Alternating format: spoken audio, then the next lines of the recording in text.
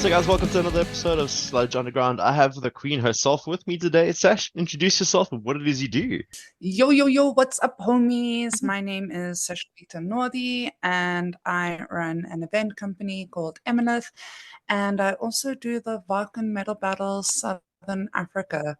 Someone gave me that job to do a few years ago. Fell in my lap, now it's mine. Yeah, no, absolutely.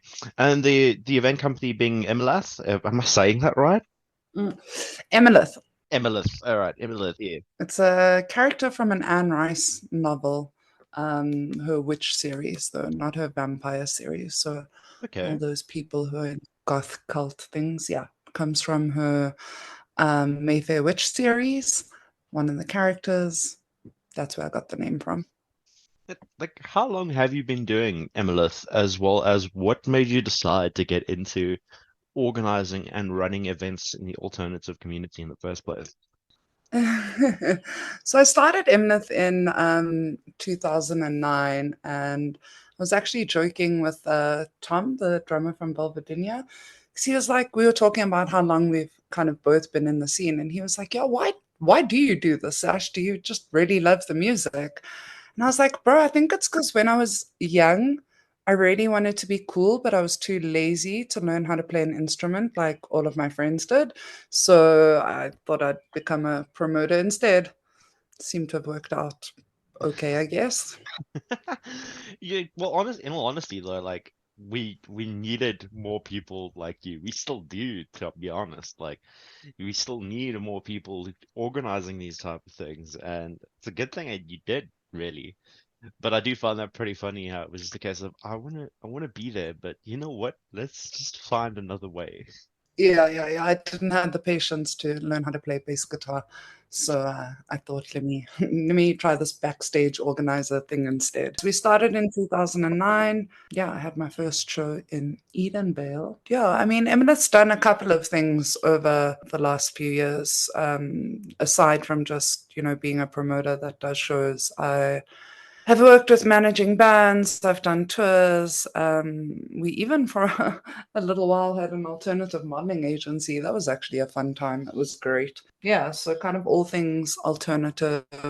Promote like alternative fine artists as well. So pretty much everything for the love of the alternative scene. Pretty much, it's my where I find myself most comfortable and most at home. So I thought it would be a good idea to try and build up my scene. I do find that like we are anyone who does get involved in the alternative scene, I don't think I ever realize how they end up there. They kind of just they kind of just do, and it's the place that feels most home. I know exactly how I ended up there. I told my parents that I was going to go sleep over at my friend's house. She told her parents she was going to sleep over at mine, and we went to go watch her brother play a gig at Six Pack Lounge in Edenvale. It was underneath the doors, and I'll never forget it. My first gig, I think I was 15, and I absolutely fell in love with everything: the music, the people, the aesthetic, the kind of culture. I was hooked, hooked. I think the only shows I ever played out in Edenvale was the Street Cafe. I only started playing shows in about 2015, 2016. I mean, I got involved in music quite late as well myself. I didn't even know Prime Circle had been a South African band until I saw them. That was my introduction to South African music. Nice. I mean, it definitely, like, I think South African music and alternative music, and specifically metal music, has definitely gone through a lot of like phases, ups and downs. So, like 2015, 2016, Edenvale was quite pumping. It was a great place for gigs. Yeah, I heard a lot about things going on that side, but not so much when I'd actually eventually gotten involved. I mean, I think Doors was already gone by the time I'd started playing. Like I caught the tail end of everything. It's so sad. So with doing Emalyth, and then how did the Wacken organizing the Wacken shows, the Wacken Metal Battle South Africa, how did that fall into place along with it? The metal battle started in South Africa in 2013. And at that point, we still had TV stations that played music. So it was organized by MK Ondergrond. at that time with Louis de Pisani. So yeah, it started in 2013. And then he ran it until 2016, 2017. He handed it over to me. That was the year that we sent Megalodon through. But I had been judging since year one.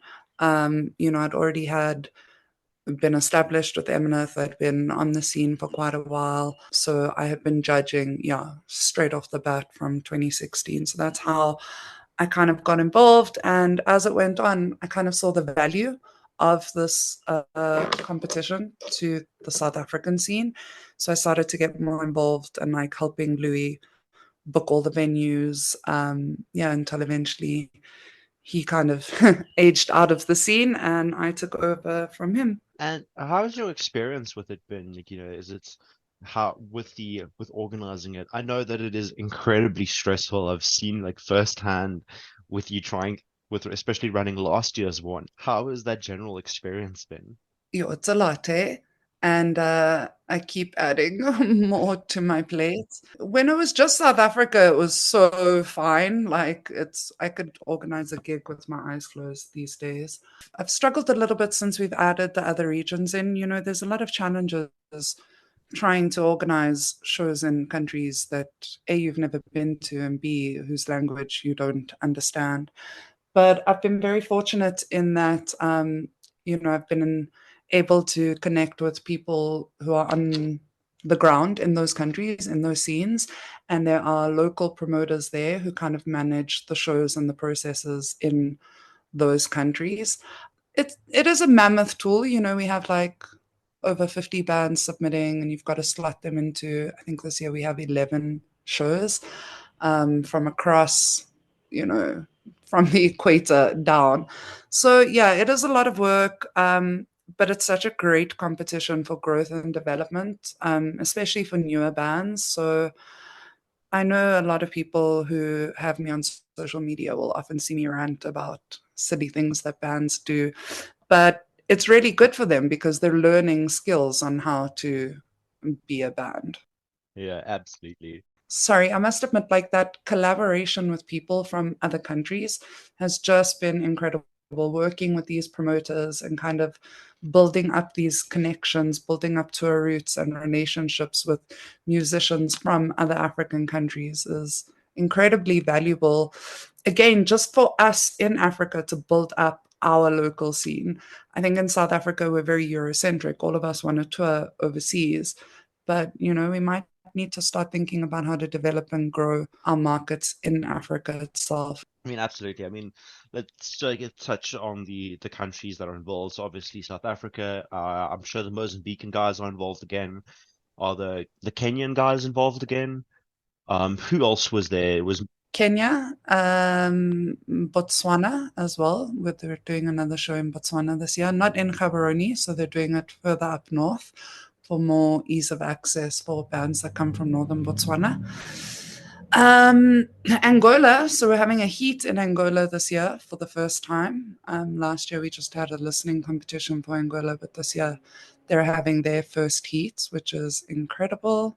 We're definitely leaving some people out. So we've got South Africa, Mozambique, Angola, Botswana, Kenya. Oh, and this year at the final, we will be having a band from Namibia. oh, fantastic. That's it. Because I remember So last year was Namibia, was defined as the biggest sub-Saharan metal event in the world because it was the biggest collaboration of bands across Africa to have happened so far. And I remember sitting and thinking that was really cool. Like, and getting to meet all the guys and stuff like that. I remember my first introduction was Norbamide, which was a Mozambican band who tragically the vocalist passed away. it's the drummer from Northey who runs the battle in Mozambique. That makes so much sense. And it's crazy to see like you're saying is that we're very Europe centric.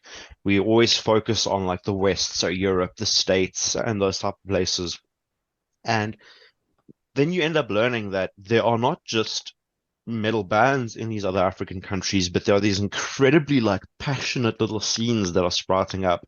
Because the guys that I've met from those scenes are so deeply passionate about it. It's actually you feel like you are almost not interested at all by comparison. I mean, yeah, shame. Those guys, yeah, they struggle. They struggle a lot with their scenes compared to us. We're actually very, very privileged when I think of the guys, and just like what these guys had to go through to be able to get to Johannesburg for the final. Some of them had never left their countries before. The Kenyans took a 16-hour bus ride and 3 flights to get here. So, yeah, I mean, they do have musicians in their scene. They've got some incredible bands, but they are very, very much still quite underground. They struggle to find venues. They struggle to find gear. Yeah, so they got it tough out there, and it's one of the reasons I'm glad that we have this competition. So it kind of highlights, their scenes and their countries, gives them kind of more exposure to the international world. No, absolutely, absolutely. And then circling back onto one of your social media rants, I think the one that I saw that I laughed at was about the whole logo thing, where you were talking about doing your own show and the do's and don'ts. And just as a quick, just a very quick breakdown, what are your biggest like X with bands submitting for this, where you sit there and you're like, please, why? What is going on here? So um I must admit, bands are really bad at, like, in general, reading. If you ask a band to upload a logo, my instructions are quite clear. It's like a no background PNG or PSD file, but you'll still get JPEGs and you'll still get a band sent me a photograph with their logo on superimposed on the photograph. And man, I'm not a graphic designer, but I'm learning. Um, yeah, so that's and changes, like a lot of changes. So bands will enter, they'll submit, we'll allocate them to a heat, I'll do all the art, and then, oh shit, sorry, Sash, we can't make the show anymore. That drives me up the wall, because I've just spent like 3 hours editing the art, re-uploading, changing the ticket links, and then you're just like, hade, can't make it anymore. Soz. Yeah, I'm That's out. very, Cheers. yeah. So, yeah, that irritates me.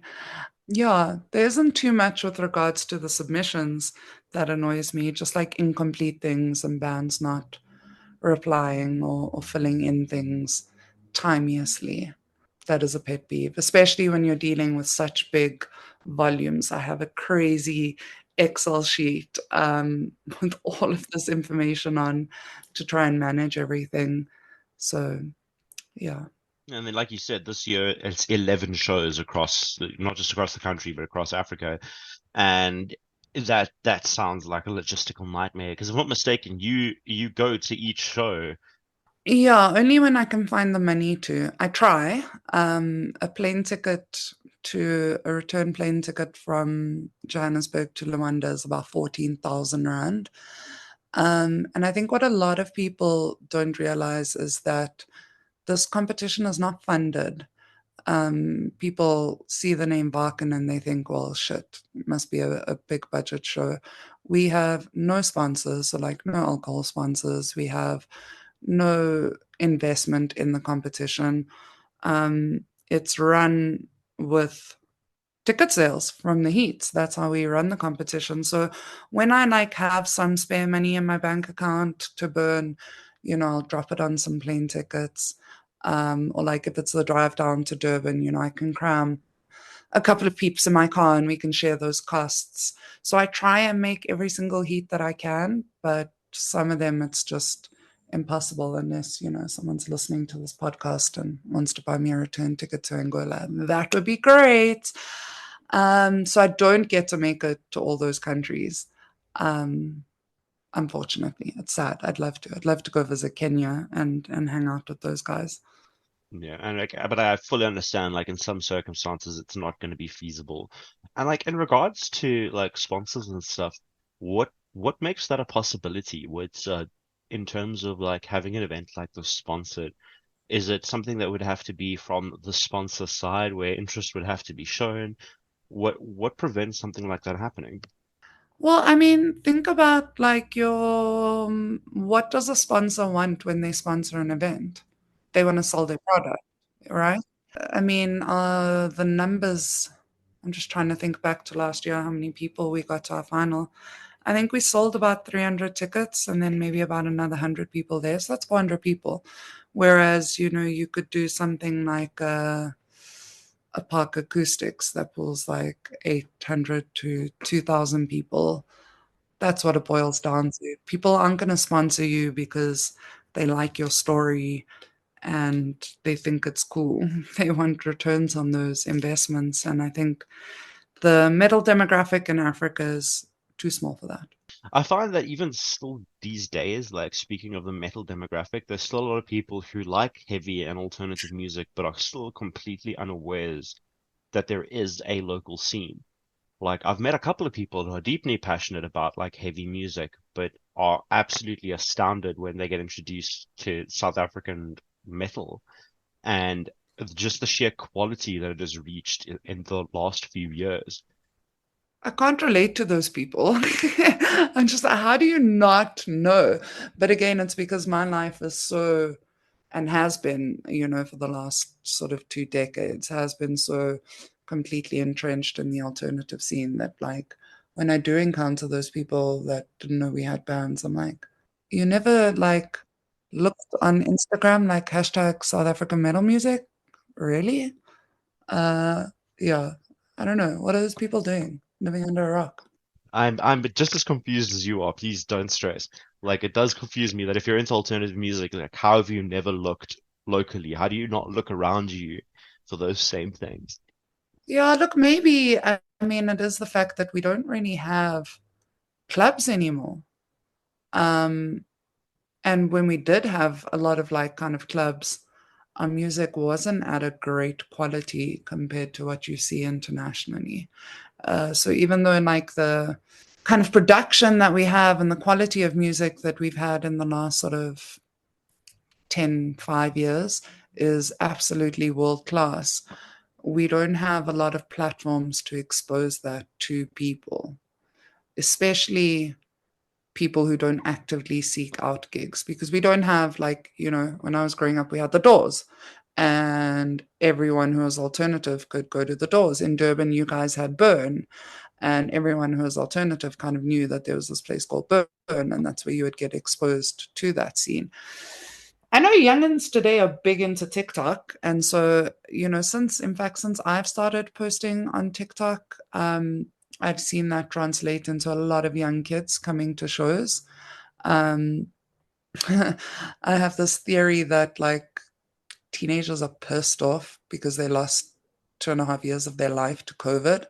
And so there's this big resurgence of alternative culture amongst young kids. You can see it on TikTok, man. It's true. Yeah, absolutely. I've encountered a lot of like um teenagers, young adults, so like guys in their late teens, early 20s who are super like into the alternative stuff and also like with obviously with a platform like this, being in a band in myself and doing a lot of social media content, I try and just, introduce as many people to those things as possible. Like, where they ask me these questions like where would you even go or who do you listen to? I've got like a list prepared of like my beginner metal bands for newcomers to the South African alternative scene. Who's on that list? Facing the Gallows, obviously, this is on there. Okay. So at the point in time, like my go-to ones are Facing the Gallows, Red Helen. God, why am I drawing a blank here all of a sudden? Sunken State is on that list as well. Hashtag the Sunken State memes of being on every lineup. Like for instance, Middle Grounds having one last year. There's a good couple that I'll just list out there, and not just like metal bands as well, but alt. Those four bands, three of the ones you mentioned have been Wacken Metal Battle finalists. Yeah, Just saying. yeah. Yep, the Facing the Gallows, Red Helen, as well as Middle Grounds. Interesting. I'm glad you like the bands you sent. Proves that they're good. I've always loved Facing the Gallows. I was introduced to them. They were one of the first. I had a friend who, when I was in high school and completely oblivious, I just started playing guitar. And I had this friend whose older sister was like big into like festivals and alternative stuff. And she introduced me to Facing the Gallows. and I'd like literally just started playing guitar, and then from hearing about them, idolizing them as a teenager, and then getting to play shows with them and hang out with them has also been rad. So Yeah, those guys are definitely, stalwarts of the scene. They were playing really big stages when I was first getting into metal. Yeah, good times, good gallows. Did you know that their new drummer, Dominique McNabb, was born the same year that the band was formed? no, no, I knew he was young, but I didn't realize that. He's 16 this year, and Gallows formed 16 years ago. Oh, that's Wild. fantastic. That boy is a absolute beast, though. I haven't seen them live yet with him, but I've seen some videos, and good God, I cannot wait. Yeah, it's such a treat. It's really great. I remember watching them at Ramfest in Joburg, and there was one point where I turned and looked, and every single drummer that had played on the Emalyth stage that day was just sitting there watching Dom in like complete awe. I mean, even the drummer from the Ocean was just like, "Damn, Yeah. this kid is hot." Yeah, because like every now and then you come across like what can only be described as like a prodigy. It's they're so young, but they've committed so much of their life, and they're just so goddamn talented. It's mind blowing. Yeah, I think also practice. I think, Dom's young, but I think he was born with a pair of drumsticks in his hand. So he's definitely put in the time to be as great as what he is. Been playing drums for 20 years, is only 16. Yeah, right. And I think that's a lot of what a lot of guys also take for granted is practice, is how much practice and how much effort and dedication it takes for what is pretty much like a niche within a niche in South Africa. It's very much a passion and a love project.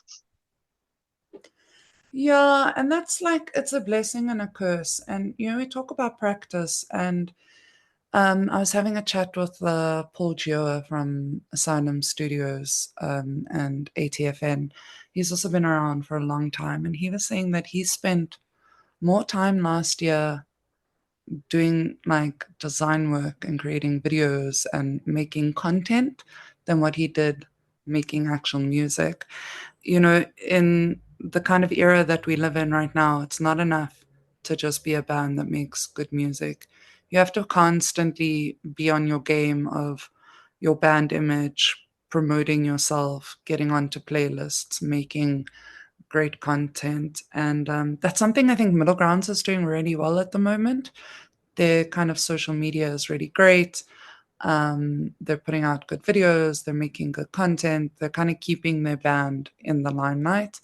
And I think a lot of South African bands take that for granted because, oh, it's South Africa, there's 300 metalheads across the whole country. But it's so easy to tap into an international market right now. And I think that African bands definitely need to up their game in that department. It's going to be difficult because none of us, we thought we could learn how to play bass and do it kind of okay, and that would be that. But there's so much more that goes into being a band Need other today. skill sets, absolutely. And like the thing about middle grounds online as well is that it's not just their content, they are also engaging. They're also like cool dudes, and they're also nice to speak with, and they're very passionate about their not just their music, but their fan bases as well. Like you feel like a part of something when you're at a middle ground show. You feel like part of something when you're interacting with them on social media. And that is wildly important, which is why they have such a dedicated fan base and why they've drawn so many new faces into the scene and into their circle of influence as well. Yeah, they're doing some good work, man. I'm proud of that band. I can't believe that they've only been around for 2 years and just how much they've accomplished in that short space of time. Yeah, absolutely, absolutely. And like another thing for any metal bands that would be participating in this, don't just look at it as a competition. Look at it as a learning experience. Look at what the guys around you are doing. Look at what the guys who are getting through to the finals are doing. Learn from them. Sure as hell know that we did in the in last year's metal battle where we played and made it to the finals. I learned so much from every band that participated, not just in how they played, but in how they marketed themselves, how they handled themselves. use it as a learning experience, and if you don't win, get better, get good. It's almost sad that at the end of the night, like for me, actually, it was such a spoiler having to announce a winner at the end of the night, because inevitably people are going to be upset.